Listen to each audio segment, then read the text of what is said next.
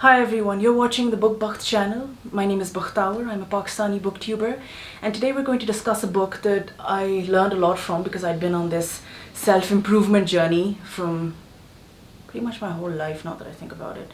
Anyway, it's Jordan B. Peterson's 12 Rules of Life, An Antidote to Chaos. And I'm not gonna summarize it, but I'm going to tell you about what I was able to take from it on a personal level and also in context culturally. So that's what we're going to talk about. Now before I start, I'd like to say that this video is partially dedicated to a lovely subscriber of mine who left a lovely, really long comment on one of my book haul videos, and she's a big fan of Jordan B. Peterson, and she was so wonderful and encouraging, so this is dedicated to her. Coming to the book. As I understand it, the book arose from a question that had long been on the writer's mind about how one could live a good, meaningful life without actually being a slave to a crippling ideology or any kind of particular system, or completely, the other end of the spectrum, falling completely into nihilism and having nothing to believe in and believing that nothing is worth it.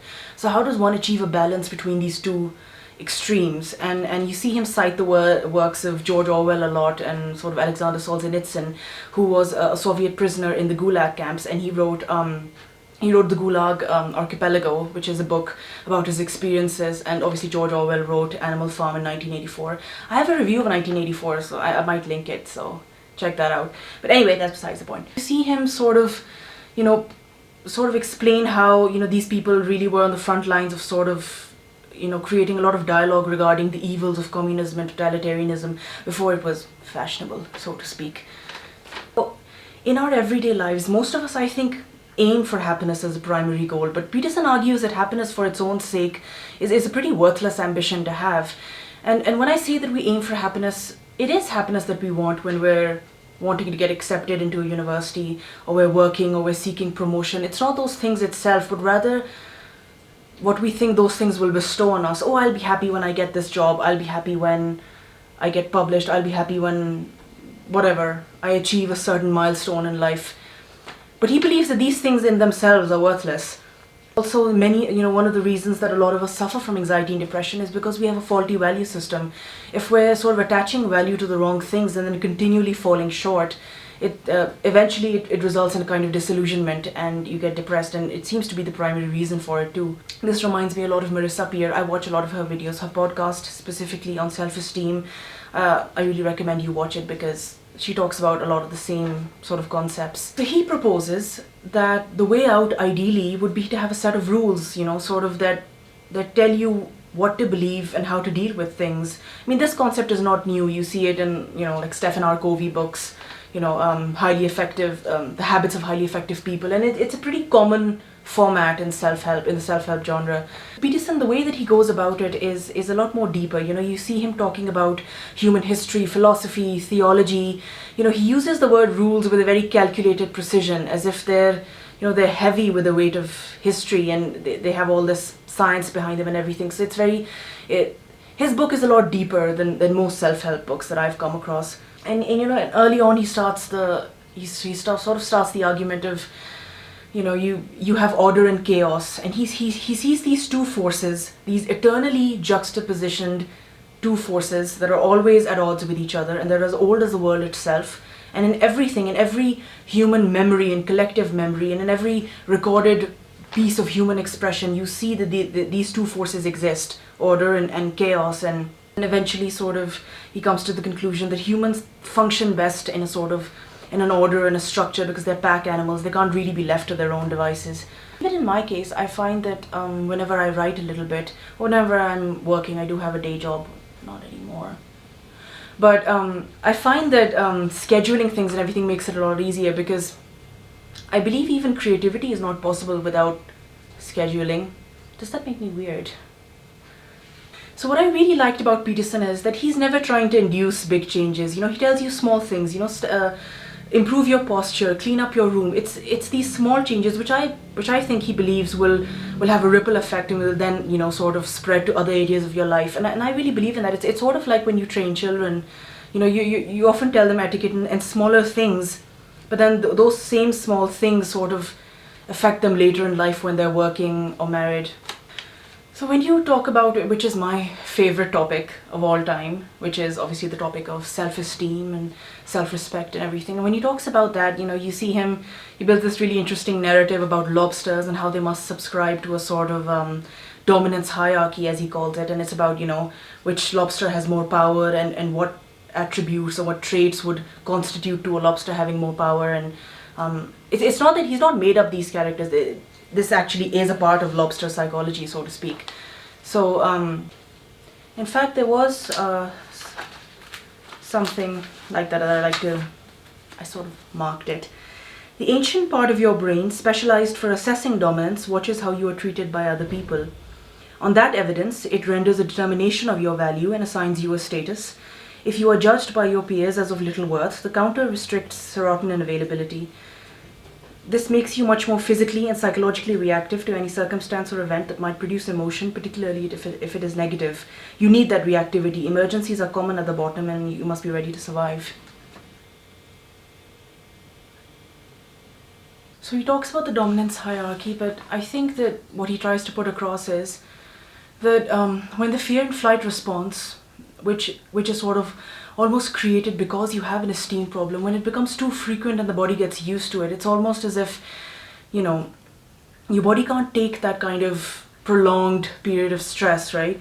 So it's when the response becomes too common, you get all of these disorders. You get bulimia and like migraine disease and conditions of chronic pain and things like that, and obviously anxiety and depression. But what's comforting to know is that you have to realize that none of us are up to the mark. None of us are up to our own expectations. That's all right. I mean, even Carl Jung said something like, you have to love the sinner that is yourself.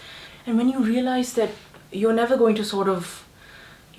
going to be good enough. I mean, when you think about all of these writers, Franz Kafka and all of these great minds, and they died with low self-esteem and everything. So you're never really going to hit the mark. I mean, you can try, but you have to understand that there's not only one game that you can win at. And it sort of opens you up to understanding really big questions. What would life be like if you could love yourself for the way that you were, and if you could accept yourself, if you could give yourself the same chances and devotion that you're ready to give other people? Even often in the Pakistani context, I've thought about what constitutes a success, because people have a very specific opinion of what success means as a woman and as a man, and it mostly has a lot to do with money and marriage. But so I sort of think about, what if success for somebody meant that they could be at peace with themselves? Do we have to subscribe to societal notions of success and failure?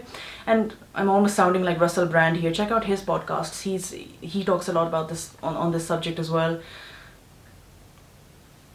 However, one of the slight criticisms that I have about 12 Rules of Life is that it does have some overt generalizations. Things like, you'll never use money well if you're not used to it, and you can't utilize it well if you're not used to it. But, obviously many of the generalizations, many of the generalizations don't really apply to each culture. I mean, in Pakistan, I can't speak to other countries, maybe I can't even speak about Pakistan, but in my humble opinion, people here, they don't really have the option or the freedom to just do whatever they want, even when it comes to work or anything else. I mean, they simply can't choose. It's not really because they have a mental problem, although that certainly helps things along, doesn't it? I mean, but many of them don't actually have a particular mental condition. It's circumstantial, more or less, which is also a topic that Jordan B. Peterson mentions a lot in his book. I mean, he mentions having had different patients who went through a great deal of traumatic experiences, and then when they came to him, he was like, of course you're depressed, what else would you be? This is circumstantial depression. In fact, it would be abnormal if you weren't depressed. And I think that he makes a lot of generalizations because he's very used to coming to the right conclusion. It's often the case with people who know a bit more than others, or who have worked in a field for a long time and sort of excelled at it, because they usually come to the right and plausible conclusion. It's sort of natural with them, which I don't blame him for. It sounds about right. But, by far the most important thing that I was able to take away from 12 Rules of Life is that, when he talks about how you're supposed to dismantle your value system, you're supposed to think about the things that you're giving importance to, and what if it was a toxic and ignorant person who created those values in the first place? If somebody thinks they're worthless or they're cursed, was it a parent or a caregiver? that gave them that initial, that initial feeling, and then it turned into a belief, and then they held on to that belief for 50, 60 years. And sometimes you've had a belief or an idea for so long, you yourself forget what it is, and you forget that it's wrong, and or you just never stop to analyze it. You don't stop to analyze how toxic it really is. And in such cases, I find that it's very, at least it has been for me, because I've done a lot of work on myself in this regard, of really figuring out, what your own personality is, what your own likes and dislikes are, and trying to figure out what you believe in, what makes you happy, and how far can you make it, because everything is obviously not possible, and many things are impossible, and many things are inconvenient, and obviously all of us have severe limitations, especially because Pakistan is a very poor country, and you don't have the kind of snazzy things that you may have everywhere else.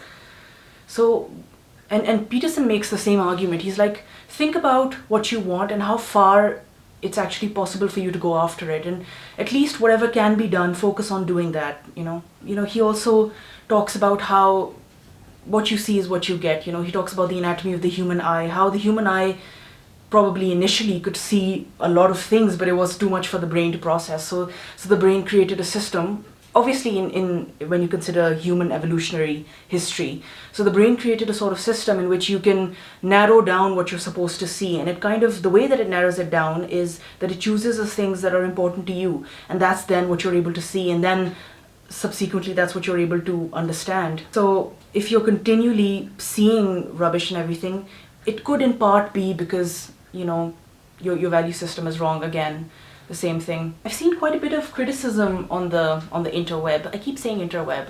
I hope that's a thing. I hope people still use that word. But I've seen quite a bit of criticism, but I really enjoyed it. I took away a lot from it. I think that it attacks a lot of sort of core problems. It provides core solutions. It's not picking out specific things, all right, how do you deal with depression? It goes behind the scenes to history, to literature, to theology, to mythology, what have you. And it sort of tells you where these things might originate from, and it's up to you. You can pick and choose why you feel, so it provides you a far more deeper and philosophical understanding of your issues if, those are the ones that you bought this book to tackle. And it works, more or less. So yeah, definitely give this a read. Thank you so much for watching. I hope everyone's staying safe and, practicing sanitization. Is that my mind's all over the place. Anyway, see you next time.